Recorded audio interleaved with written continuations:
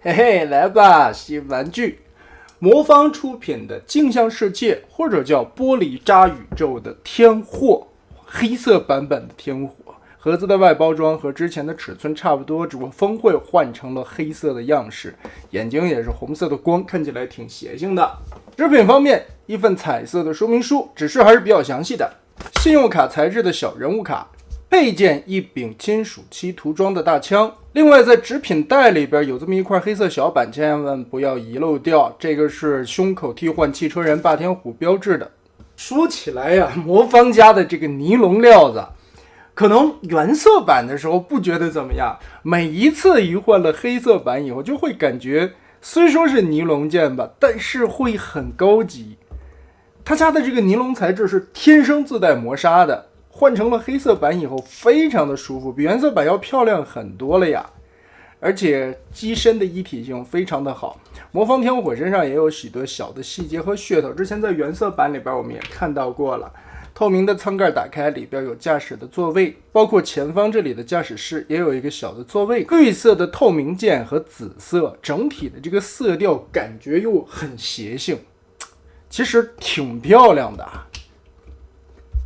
卡扣对的都非常的准，魔方天火的这个机型其实也挺不错，但唯一可惜我觉得就是机头的这一块有点太方了。之前原色版里边我们也说过，如果这个地方稍微的切一个斜角下来，类似于做点仿天鹅镜的话，这个飞机会真的很好看。起落架的部分是真的小轮子在滚动，这一点就很好。那毕竟是因为老玩具的重涂嘛，我们直接来开始变形。这个黑色也太黑了，很吸光。因为是磨砂的表面嘛，所以没有那种很亮的反光处理，会更显神秘。但是我觉得作为飞机玩具啊，这种磨砂表面的处理消了光以后反而会更真实，这点很好啊。它不是那种油亮的黑色，飞机你弄一油亮面儿，那岂不是让雷达逮着吗？前方这里有一个特别需要注意的点，我看盲猴妹妹这个地方都让把手嘎破了。这地方它机头下方这里，你别跟这么往开愣掰，它这里是一个 T 字的滑槽，斜着跟它们错一下，把这个地方错开。哎，看到这里的扣子没有？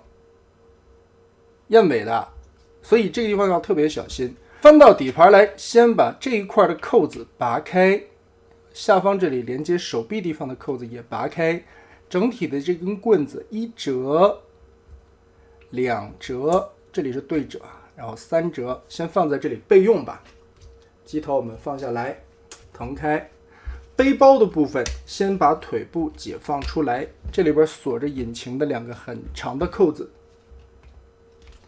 然后身体腰腹部的位置这里也有扣子的结合，这里相当于有5个点在结合吧。整体的拉出来，背包我们先腾开，来看腿部。腿部这里侧裙甲的方向有一个燕尾槽，在这里锁定着腿甲，解放开，然后抠开小腿肚子的面板。太黑了，还是得对着点光看。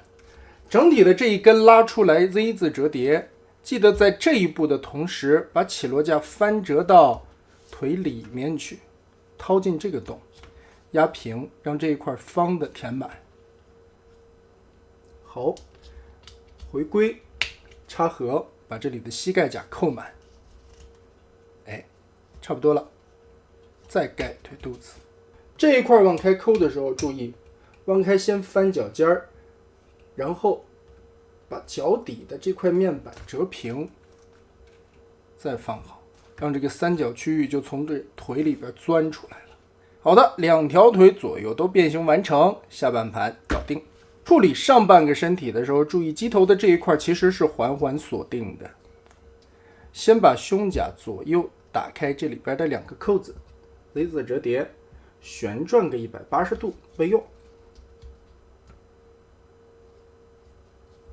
接着打开上方的这一块和手臂连接的中间2个卡槽，卸开，先往后边翻折一下，腾开手臂让出来空间。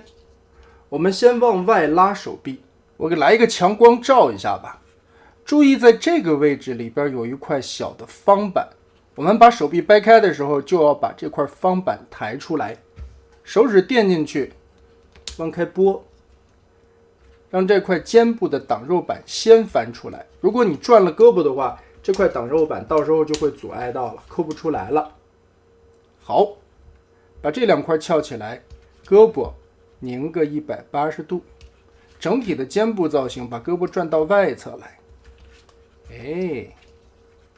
接着机头这一块的折叠收纳，刚才我们已经卷到了这个位置，我们把它整体的放到肚子里去，这里会出现一个斜坡，然后鸡鼻尖拔下来。刚才我们说的重点啊，这里是一个燕尾的滑槽错下来，注意这个尖锐的地方不要割到手。萌和微微流血，很心疼的啊。斜着面贴合好，再往内卷，再往里卷，顺势脖子也顶出来了，然后一个双关节套上去，搞定。肩头这里有一个燕尾的卡槽，我们把刚才翻出来的这个地方锁满，后方的这个挡边再翻上来，肩膀就很平整了。这里在卡的时候注意一定要把肩膀转到位，设计燕尾扣子的作用呢，也是固定住了这个转轴，就不会来回的旋转胸部了。最后把胸往里夹，注意看侧面这里套合的扣点，以及前方这里夹满，一体性还是很强的，完全不会松散掉。而且这么变形机头的话，胯部的这一块是假的机头，所以它不会影响到左右转腰的可动。下方这里还有弯腰的关节。手臂部分的变形，旋转90度，转到正确的面来。在打开这块面板的时候，注意后方有一个小尖，我们先把它翻折起来，抠开，这样就不会挡到了。拳头往外翻折，再盖上，造型固定好。肩膀这里有一个拖出的关节，是为了可动的。现在主体的部分黑大个就正式完成了，其余的嘛就是背包的处理了。这块飞行的背包变形还是非常有趣的。这两块小尾翼先放平，我们先把翅膀来折叠一下，打开这一点点的缝隙，这里的燕尾扣子划开，这一条往外折，里边的三角再往内折，然后双关节再往下折，缩短它。实行了这么的一个大小的质量转换吧，其实也是用了非常多的零件啊。这里边也是再次要夸一下 MP 的天火，一步折叠，锁的那个面啊太微妙了，而且翅膀不会有这么多的开缝线，这是 MP 厉害的地方。当然 MP 的缺点也很明显嘛，旋转180度，只能从一个方向转，让这个翅膀掉个个。好的，两面都变形完成。接着这两个喷气引擎旋转一个180度，在下方这里有一个偏心的轴，必须得转正啊。这个卡槽最后要对到这个窟窿里，所以当你旋转的时候，你会发现转了一圈，这两个就夹在一起了。